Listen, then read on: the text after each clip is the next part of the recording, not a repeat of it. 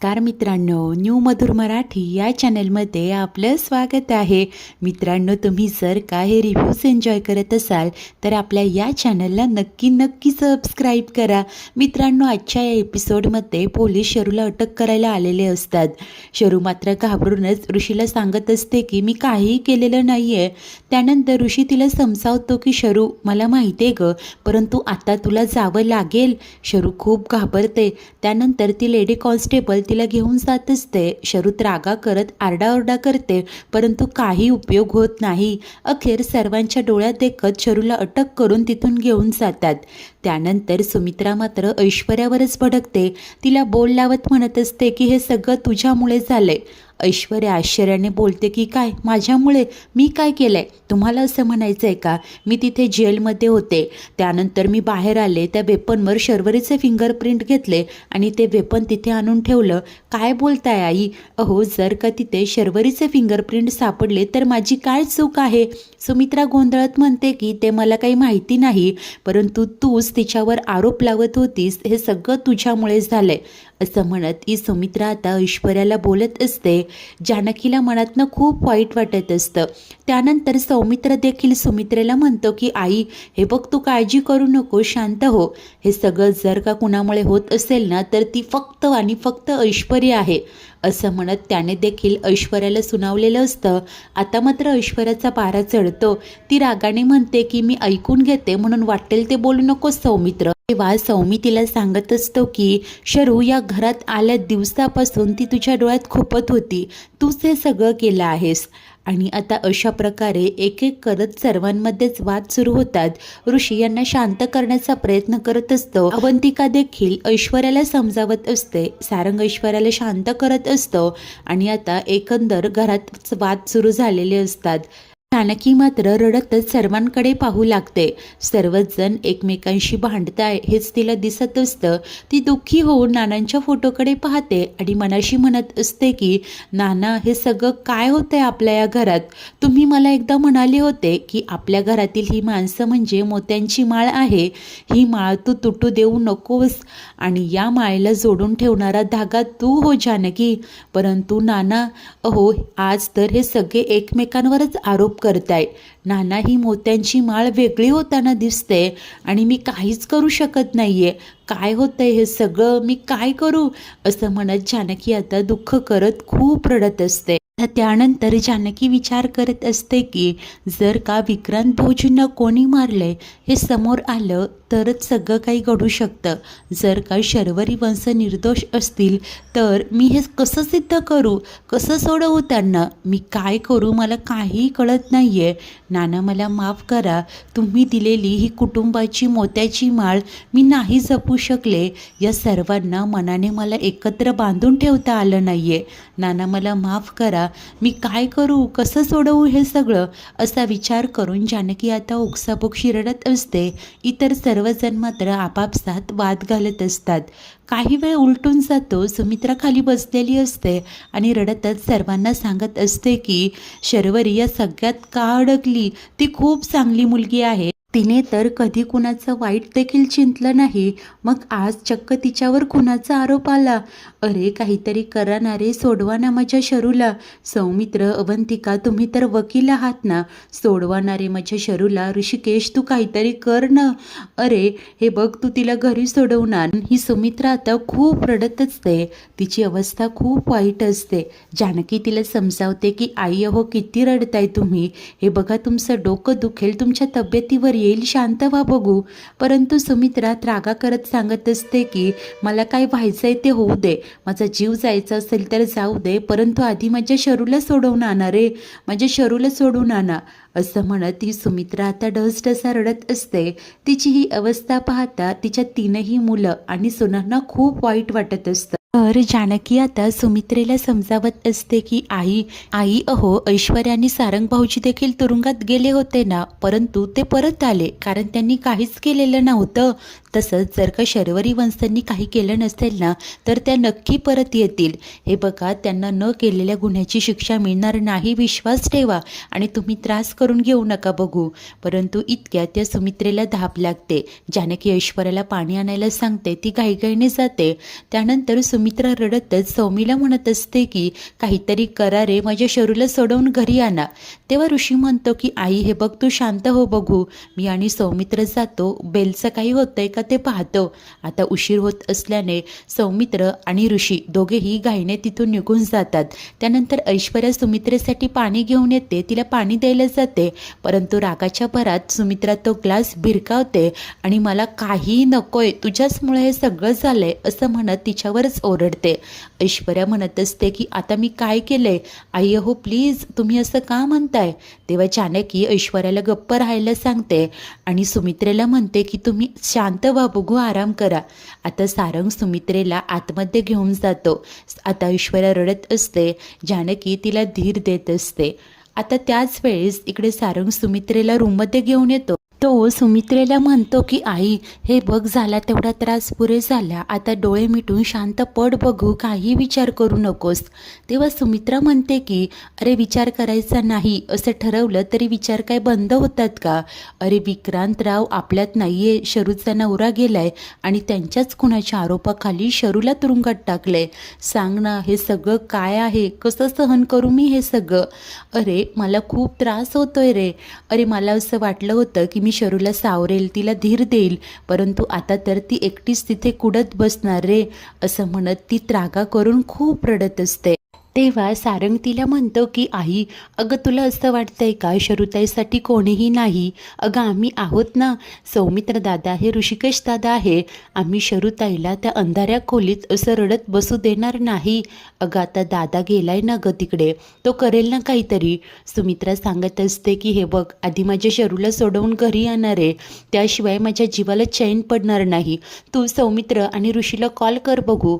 तेव्हा आता सारंग फोन पाहतो, परंतु नेटवर्क नसतं. तो सांगतो की हे बघ आम्ही आहोत ना, तू जरा वेळ आराम कर, मी करतो फोन, इथे नेटवर्क नाही आहे, असं सांगून तो आता बाहेर येतो. त्याच वेळेस दुसरीकडे या तीनही जावा एका रूममध्ये असतात. जानकी आता विचार करत म्हणत असते की नाही नाही, काही झालं तरी मला अजून पटत नाही आहे, शर्वरी वंश त्यांच्या नवऱ्याचा खून करू शकत नाही, काहीतरी गडबड आहे. आता अवंतिकालाही तेच वाटत असतं, परंतु ऐश्वर्या पुन्हा ठामपणे सांगते की शर्वरीनेच विक्रांतला मारलंय, ती हे करूच शकते. जानकी तिला गप्प करते, तिला सांगते की बस ऐश्वर्या, हे बघ शरूताई वाईट वागू शकतील, चुकीच्या वागतील, त्या कुणाला तरी फसवतील, परंतु त्या कुणाचा तरी जीव घेत आहे, ही गोष्ट माझ्या मनाला पटत नाही आहे. अवंतिका देखील सांगते की हो, एवढ्या एक्स्ट्रीम लेव्हलचं, एवढ्या टोकाचं त्या वागू शकत नाही, कारण कुणाचा जीव घेणं ही काही सोपी गोष्ट नाही आहे, ते देखील इतक्या क्रूर पद्धतीने. आता ऐश्वर्याला कळेनासं होतं या दोघींना कसं समजावून सांगू. तेव्हा जानकी तिला पुन्हा एकदा गप्प करते आणि समजावते की हे बघ, तू हे सगळं आमच्या दोघींसोबत बोलते, आम्ही तुझं ऐकून घेऊ, तुझ्यासोबत डिस्कशन देखील करू, परंतु चुकूनही जर हे कोणी ऐकलं ना तर अर्थाचा अनर्थ होईल. त्यात आई तुझ्यावर किती चिडलाय तुला माहिती आहे ना, त्यामुळे कृपा करून तू बाहेर हे कुणाजवळही बोलू नकोस. कारण ऐश्वर्या अगं, जर का शर्वरी वंशांनी विक्रांत भाऊजींचा खून केला, ही गोष्ट इतर कोणी चुकूनही ऐकली ना तर घरात खूप वाद होतील, आपल्याला हेच तर होऊ द्यायचं नाहीये. आणि राहिला प्रश्न शर्वरी वंशांचा, तर सौमित्र भाऊजी कोर्टात त्यांची बाजू मांडतीलच. बस आता या विषयावर मला पुन्हा डिस्कशन नको आहे. तेव्हा ऐश्वर्या देखील वैतागूनच बोलते की ठीक आहे, यापुढे या विषयावर मी नाही बोलणार, आणि तिघीही गप्पच होतात. तर त्याच वेळेस इकडे सौमित्र आणि ऋषी कोर्टाच्या बाहेर आलेले असतात. शरूची बेल फेटाळलेली असते. सौमित्रला या गोष्टीचा सिरियसनेस कळत असतो. तो म्हणतो की हा खूप मोठा ऑफेन्स आहे, परंतु दादा तू काळजी करू नकोस, हवं असल्यास आपण उद्या पुन्हा बेलसाठी अप्लाय करू, वरच्या कोर्टात जाऊ. आता दोघांनाही काय करावं कळेनासं झालेलं असतं. तेव्हाच त्यांना फोन येतो सारंगचा. आता सारंगने ऋषीला कॉल केलेलं असतं. तो जेव्हा फोन रिसीव करतो, लगेच उतावीळपणे सारंग विचारतो की काय झाले दादा, बेल मिळाली का. तेव्हा आता ऋषी सांगतो की नाही सारंग, बेल नाही मिळाली. आता मात्र सारंग खूप पॅनिक होतो. अरे काय करायचं, काय होऊन बसलंय हे सगळं, असं तो विचारत असतो. तेव्हा ऋषी म्हणतो की हे बघ, काळजी करू नकोस, तू आईला समजाव. आणि सौमित्र म्हणालाय पुन्हा एकदा बेलसाठी अप्लाय करता येईल, तू सर्वांची काळजी घे, आलोच आम्ही, असं सांगून ऋषी फोन ठेवतो. सारंग आता मागे पाहतो तेव्हा ऐश्वर्या, जानकी आणि अवंती आलेले असतात. सारंगचा पडलेला चेहरा पाहताच जानकी त्याला प्रश्न करते की काय झालंय भाऊजी, बोला ना भाऊजी, काय झालंय. तेव्हा आता सारंग त्यांना सांगतो की वहिनी, शर्वरी ताईला बेल नाही मिळाली. आणि तेव्हाच हे सगळं बोलणं सुमित्रा ऐकते. ती पाणी घेण्यासाठी येतच असते, तिच्या हातातला तांब्या तसाच खाली पडतो आणि ती देखील धाडकन खाली कोसळते. हे सर्वच जण खूप घाबरतात, तिच्या जवळ येतात. आई काय झालंय, काय होतंय असं म्हणत तिला उठवण्याचा प्रयत्न करत असतात. सुमित्रा मात्र निश्चित पडलेली असते. अवंतिका घाईने डॉक्टरांना कॉल करत असते. तर काही वेळाने डॉक्टर घरी आलेले असतात. सुमित्रा डोळे मिटून बेडवर असते. डॉक्टर तिचं चेकअप करत असतात आणि तेव्हाच सौमित्रा व ऋषी परत येतात. समोर सुमित्रेला हे असं पाहता सौमित्राच्या हातातली गाडीची चावी खाली गळून पडते. दोघेही आतमध्ये येतात.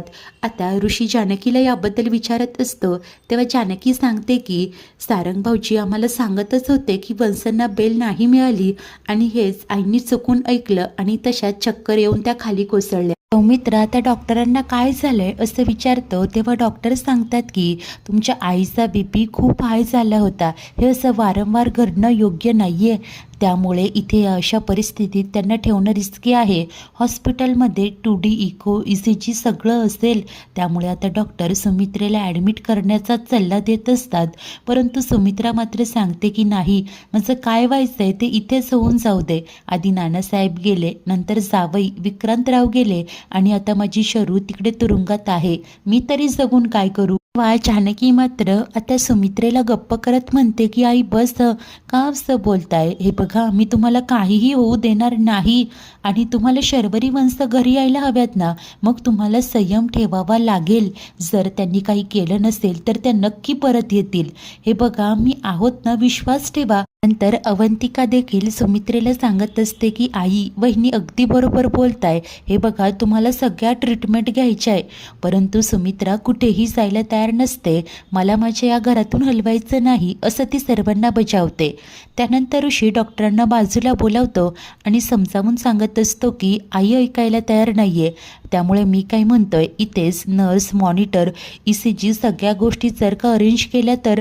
तेव्हा डॉक्टर सांगतात की हो बरोबर आहे तुमचं, पेशंटची मानसिक अवस्था पाहता आपण हे असं करू शकतो. परंतु मला महत्त्वाचं सांगायचं आहे, जरा बाहेर येता का, असं म्हणून डॉक्टर आता ऋषीला बाहेर घेऊन येतात. आता सौमित्र व सारंग देखील बाहेर जातात. त्यानंतर सुमित्रा जानकीला म्हणत असते की तुला आठवतंय ना, नानासाहेब म्हणाले होते माझ्या माघारी हे घर सांभाळ. मी देखील तुला हेच सांगते ग, माझ्या मागे हे घर सांभाळ.